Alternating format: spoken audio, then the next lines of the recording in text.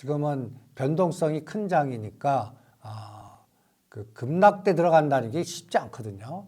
그러한 어떤 배심 있는 어떤 뭔가 좀 시장을 리딩할 수 있는 투자자들만 영역이고, 편하게 하실 분들은 내년 2월이나 3월 달에 새롭게 시작하시는 게 낫습니다. 금년도 다 수확 거둬놓은 거 다 해서 그냥 오히려 편하게 버들었다 하고 그냥 가족 식사하고 여행에 나가시고 그냥 주시장 잠깐 떠났다가 내년 1월 말이나 2월 달이면 재정비 작업들이 다 들어갈 겁니다.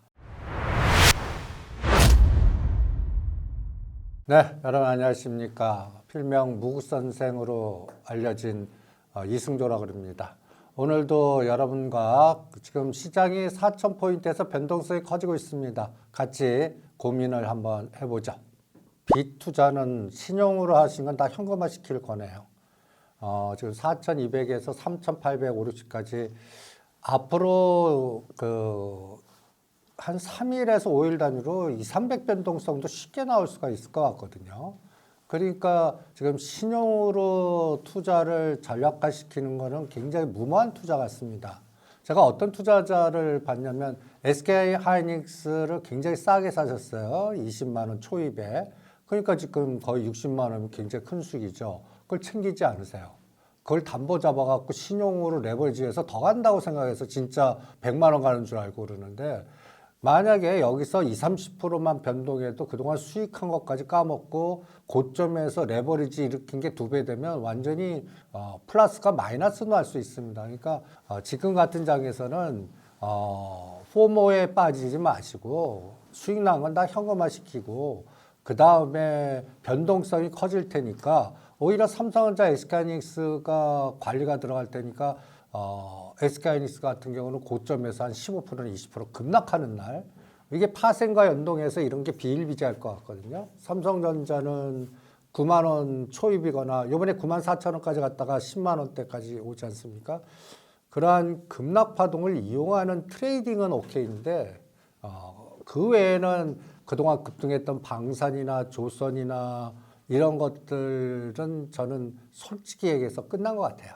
이미 3년 주도가 끝난 것 같고 이제는 다른 주도주로 바뀌지 않을까 이런 생각이 들어서 신용으로 산 거는 큰일 나니까 현금화, 그 다음에 변동성을 이용한 트레이딩, 그리고 그동안 3년 동안 주도했던 그 방산, 조선은 현금화, 이렇게 권해드리겠습니다. 그것도 원해요.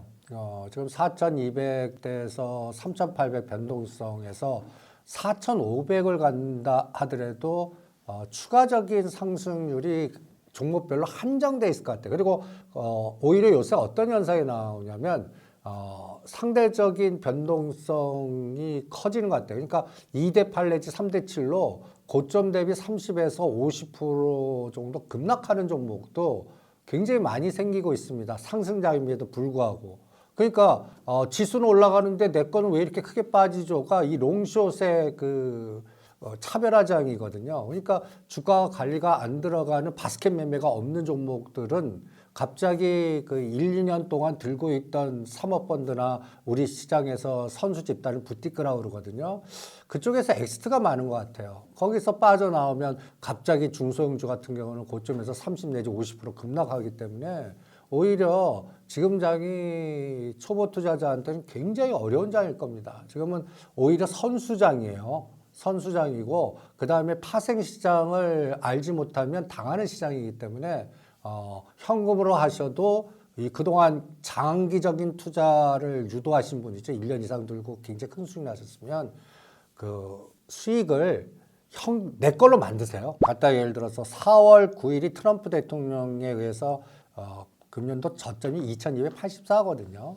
이게 4226까지 갔으니까 인덱스로 85%로 전 세계에서 1등이에요. 우리나라가. 그러니까 여기서 뭐 5천 간다 흥분하기보다는 저는 이렇게 빨간 표시로 그 75% 능상, 제가 4등분 책을 쓰지 않았습니까? 3,700과 3,200은 언제든지 흔들었다 갈 수도 있기 때문에 일단 흔들었을 때 오히려 대표되는 종목을 그때 사시고, 오히려 지금은 그 포모에 빠지지 않으시는 게 5천 간다 해도 종목을 잘못 선택하면 마이너스 30에서 50 당하는 장입니다. 그러니까 이런 건 절대 피하셔야 돼요. 금년 인덱스가 80% 갔죠. 여기에 2배 이상 올라간 거. 그거는 암만 좋다고 하더라도 하지 않으시는 게 낫습니다. 그게 조선방산입니다. 그러니까 제가 샘플링을 하나 해드린다면 연초 대비 코스피 200 인덱스에서 올라간 효성중공업이 400% 올랐습니다. 두산 에너빌리티 원전주 하면 두산 에너빌리티 하시잖아요. 300% 올랐어요. 그리고 APR, 현대로템, SK 하이닉스 이 무거운 게 240% 올랐다고요. 그러니까 아까 인덱스가 80% 올랐죠. 거기에 2배 되는 이상 종목들을 뽑아왔습니다. 그럼 160% 이상이잖아요. 저는 이 종목들 매매 대상에서 제외시킵니다. 그럼 이런 종목들을 언제 하느냐? 예를 들어서 두산 에너빌리티 같은 걸 내가 매매. 그럼 고점에서 갑자기 20, 30% 급락할 때 충분히 옵니다. 그런 것들을 타임 잡아서 트레이딩 하시는 게 낫습니다. 그래서 두산 에너빌리티는 이제 6만 원과 7만 원 사이 오면 집중 매수, 한전기술 같은 거는 8만 원대, 현대로템 같은 경우는 한 15만 원대, 이 정도 오면 매력 있다고 봐요. 그전에는 옆에도 가지 않는 게. 그리고 지금 뭐 핵 추진 잠수함 해결로 핫 이슈가 하나오션하고 HD 중공업 아닙니까? 그거 재료가 나오는 에이펙 10월 말과 11월이 15만 원 꼭지예요. 그러고 나서 순시가 11만 원까지 급락하고요. 11만 원대 내도 돼요. 그리고 나서 20, 30% 올라가면 오히려 트레이딩이지 추세 상승은 끝났다고 봅니다. 그래서 오히려 지금 포모 현상에서 초보자들이 다 좋다고 내 귀에 들러오는 종목 있죠? 하지 마세요. 그러니까 그 기준점이 인덱스가 80% 올랐어요. 거기 2배 이상 올라가요. 그럼 어떤 거는 300% 가고 어떤 건 1000%도 갔어요. 그런 거는 옆에도 가지 마라. 그렇게 권해드리겠습니다. 이게 작년도 12월 달에 우리 국내 시장의 업계 현상을 이해하시면 됩니다. 그때 많이 잘리셨어요. 그 작년 12월 달에 장이 국내장 폭락하고 미국장 굉장히 급등해서 그때는 우리나라 팔아갖고 미국장 가는 게 뭐 지름순이 나면서 그럴 때 이 바닥 선수들이나 펀드 매니저 구조조정들이 있었어요. 그래서 잘리신 분들이 335 팀을 짜갖고 그 갖다 해서 자문사라든지 자산 운용사로 만들기보다는 자문사나 아니면 335의 그 소집단 부티크를 만드신 분들이 많아요. 그분들이 특성들이 집중 투자입니다. 1개에서 3개 같은 종목 갖고 집중하는데 그게 1년 동안의 성과들이 성공한 그런 집단들이 어마무시하게 많은 것 같아요. 그분들이 엑시트를 하시더라고요. 그분들이 엑시트 해갖고 딴 종목으로 선수를 하면 괜찮은데 진짜 시장을 떠나는 분도 계세요. 그러니까 그 종목을 다 파는데 이런 것들이 300~400%씩 올랐거든요. 그러면 고점에서 30, 50이 그래서 빠지는 이유 없어요. 차익 현실합니다. 그러니까 그런 현상들이 지금 이 바다 업계에서 그 투자자들은 모르실 겁니다. 이 선수들 사이에서만 아는 건데 이런 것들이 비일비재하니까 그런 것들을 어떻게 합니까? 모르십니다.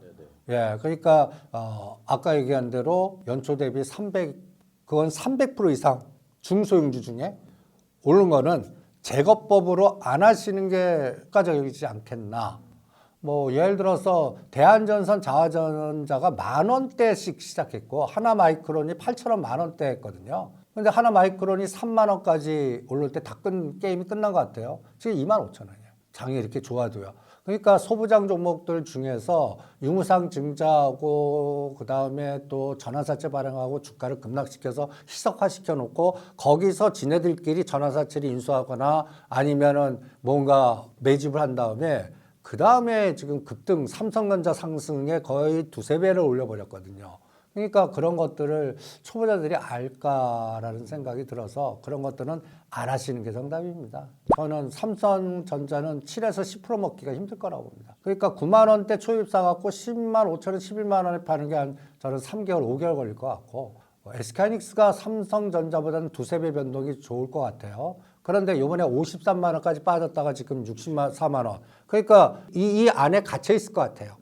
그러니까 이번에는 50만 원대, 57만 원에서 돌렸거든요.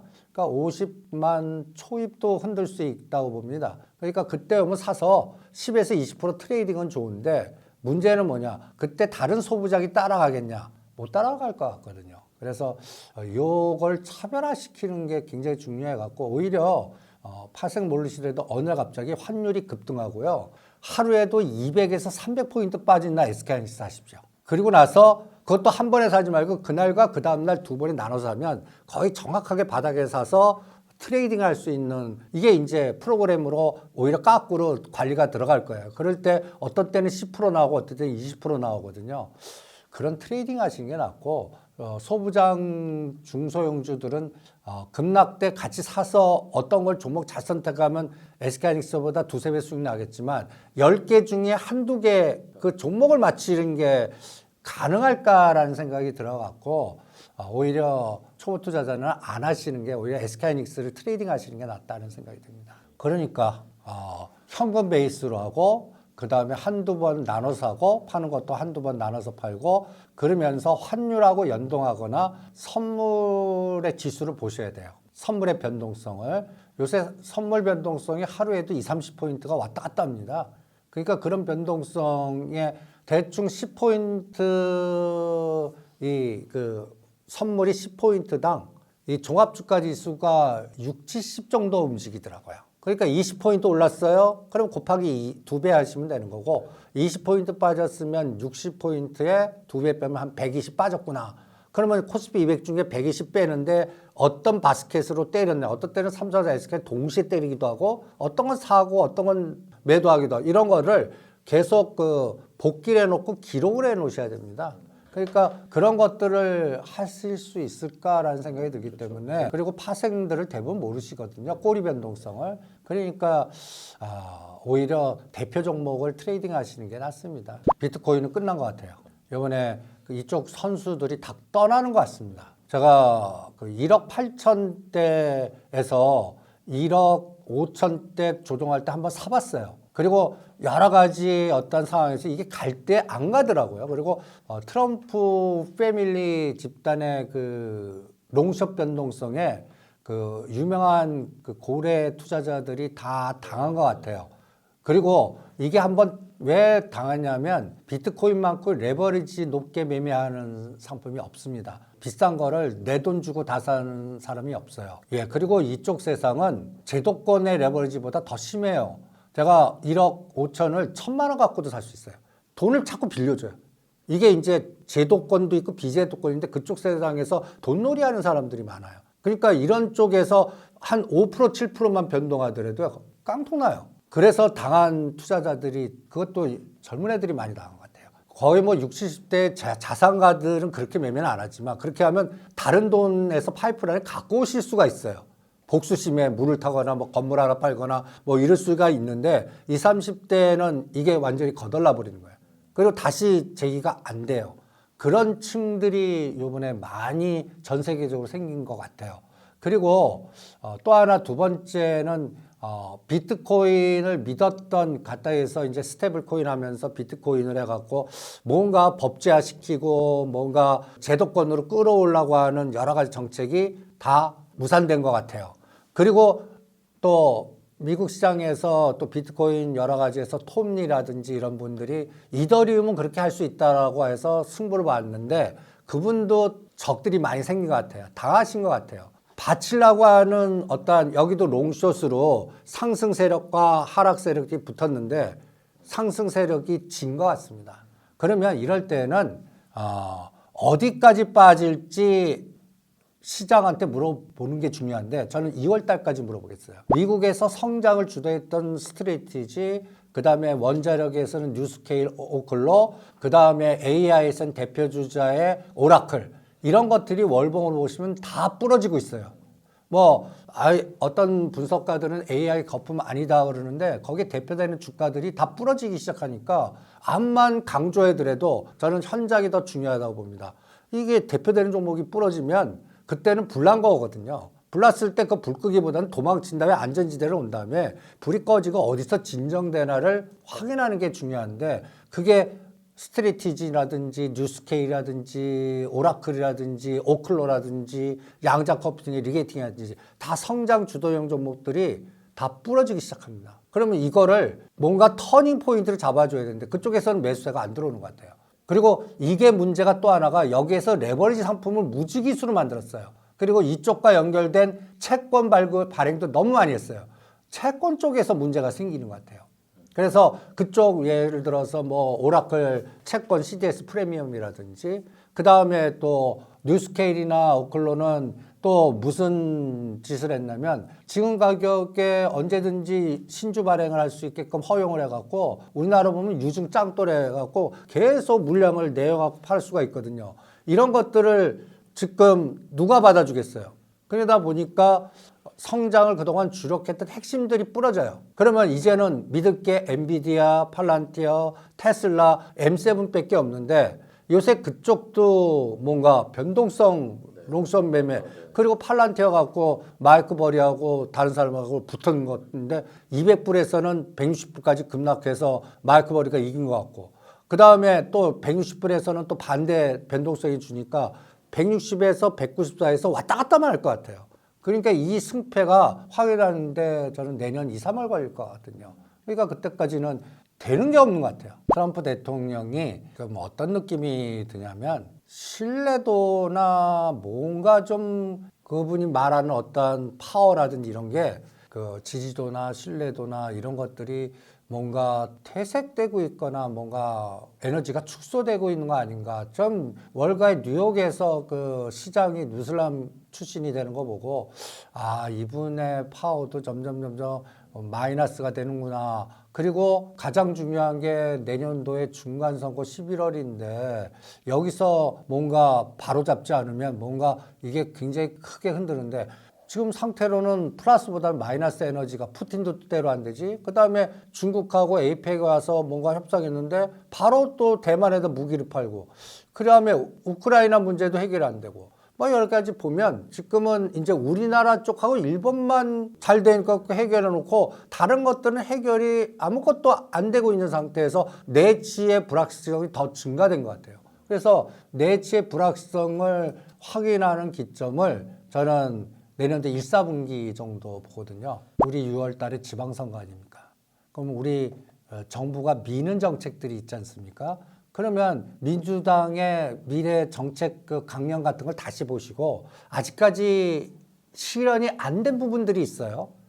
약간 그게 이제 지수다, 배당 분리, 그 다음에 또 북극 항로, 부산 지역의 활성화, 뭐 이런 게 기업과 맞춰갖고 이미 조선, 원전 이런 거는 정부 뜻대로 다 됐고 뭐 더 화랑입니다. 근데 아직까지 안 된 정책들이 있거든요. 그런 것들을 찾아내셔갖고 거기서 새롭게 움직일 수 있는 게 뭐가 있을까? 이런 거를 흔적을 읽어내시는 게 어떻겠나 이렇게 생각을 합니다. 그 북극항로라는 게 물류하고 그 다음에 이제 어떤 면에서는 자원개발이거든요. 그러니까 포스코 그룹에서는 포스코 퓨처 2차전지로 금년 10월 달부터 더블이 갔어요. 근데 상대적으로 못 간 게 포스코 홀딩스입니다. 그러니까 30만 원 아래에서 포스코 홀딩스 이런 것들을 사고 인터내셔널이 잘 못 갔어요. 그러니까 이게 물류 계통이나 자원 개발이거나 뭐 이런 쪽이거든요. 그런 것들을 노리시는 게 그리고 가장 원픽으로는 저는 HM입니다. 이게 이제 산업은행 그 부산 쪽 연결고리 해갖고 지금 계속 누르고 있거든요. 그 공개 매수 단가 26,000원이에요. 지금 19,000원이에요. 전 26,000원 무조건 넘어서 저 산업은행이 뭔가 대우조선해양 같이 누구한테 넘긴다고 보거든요. 넘기기 전까지 눌렀다가 넘길 때는 저는 5만 원에서 7만 원 만들어 놓고 넘긴다고 보거든요. 그 작업이 한 3년 걸릴 것 같아요.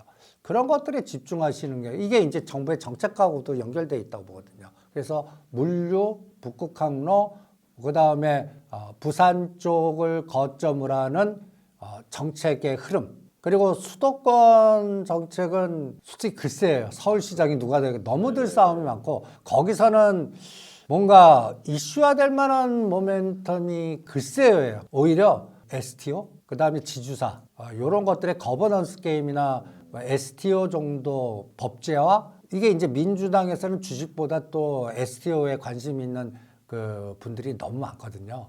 그러니까 그런 것들에 연결된 그때쯤에 비트코인이 바닥 들어오면 그때 힘쓸 것 같아요. 그래서 그런 것들을 그 틈새 전략으로 노려보는 게 어떻겠나 이런 생각이 듭니다. 12월 10일 미국 연준이 금리가 결정될 때까지 박스 매매나 변동성 매매를 할 생각입니다. 꼬리 변동성이 더 심할 것 같습니다. 그러니까 삼성전자, SK하이닉스를 어떻게 하냐에 따라 변동성이 커질 것 같고요. 갔다 해서 미국이 1 빠질 때 개별 종목은 2나 3 빠진다 이렇게 보겠습니다. 아까 얘기한 금리도 마이너스, 금리 변수도 없고요. 거시적 변수 없는 것 같고 지주사나 그 다음에 뭐랄까 정책적인 정부의 연결고리 이게 이제 우리 현 정부만큼 부동산 잡고 그 다음에 주식으로 힘을 쏟으려고 하는 그 에너지가 과거 정권보다 가장 세다고 보고 있거든요. 그래서 4천을 유지하려고 어떤 면에서는 계속 노력을 하시는 것 같아요. 그러니까 4천에서 밑으로 벌어지면 기회다라는 생각이 드는데 이거를 새롭게 끌고 가면서 가기 위해서는 미국이 도와줘야 되고 중국이 도와줘야 되는데 지금 다시 미중 간의 또 갈등 구조가 또 다시 그걸 선봉장에 또 일본이 나서는 것 같고 그러다 보니까 이게 갔다 해서 여기도 깜깜이 구간으로 진입한 것 같아요. 그리고 환율이 안 빠져요. 저는 이게 가장 큰 리스크라고 봅니다. 환율이 빠져줘야 되거든요. 그런데 우리나라한테 핵잠수함 주고 뭐 여러 가지 상황에서 국가적인 어떤 새로운 전환점이 맞았다라고 강조하지만 거기에 관련된 주도주가 못 가요. 그리고 환율이 계속 올라갑니다. 저는 1420은 깨갖고 1400 밑으로 내려가야 된다고 보거든요. 그런데 이게 1400 오늘도 10원 이상 60원 이번에 고점이 70원이에요. 이번 주에 엔비디아 실적 나왔는데 우리는 1470원에서 1500원 가버리면 아시아 쪽에서 엑스트했다는 얘기예요. 그러니까 이 부분이 저는 가장 리스크니까 이 부분에 컨트롤이 들어와야 될 것 같아요. 그래서 아까 AI 버블인지 저는 어널리스트 얘기 안 듣습니다. 현장을 보는 게 나아요. 그러면 엔비디아, 그 다음에 팔란티어, 그 다음에 가장 중요한 게 오클로버거든요. 오라클. 오라클 주가가 어떻게 되냐가 이제 이번 시장을 결정하는 하나의 기준인 것 같아요. 그러면 오라클이 제가 보는 기준이 하나 있거든요. 4월 달에 간단히 예를 들어서 트럼프 대통령이 공포 만들었을 때 오라클 저점이 얼마였나? 그 다음에 최고점이 얼마였나? 그리고 지금 위치가 어딘가? 이거 한번 보시죠. 4월 달 저점이 보시면 110불입니다. 118불. 그래서 345불까지 200% 가까이 올랐어요. 그러면 저는 사등법칙 상승폭의 반을 반드시 지지해야 되거든요. 오라클이 그거 붕괴했어요. 여기 보시면 그 값이 232불인데 지금 210불까지 빠져놓고 이게 하락 각도거든요. 그러면 이게 멈춰야 돼요. 이게 멈추는 거를 12월 12일 이후에 판단하겠습니다. 연준이 금리 결정 이후에 이쪽에 이걸 이제 어떤 종목과 보면 오라클, 뉴스케일, 그다음 양자 컴퓨팅, 리게팅 이런 성장을 주던 대표되는 종목도 있지 않습니까? 이런 것들이 멈춰야 돼요. 기초자산이. 그런 것들이 안 멈춰요. 그러면 뭔가 성장을 바라고 공격적으로 투자하는 이런 게임이 없어졌다는 얘기예요. 그러면 주식도 펀드가 관리하거나 안전자산으로 돌렸다는 얘기거든요.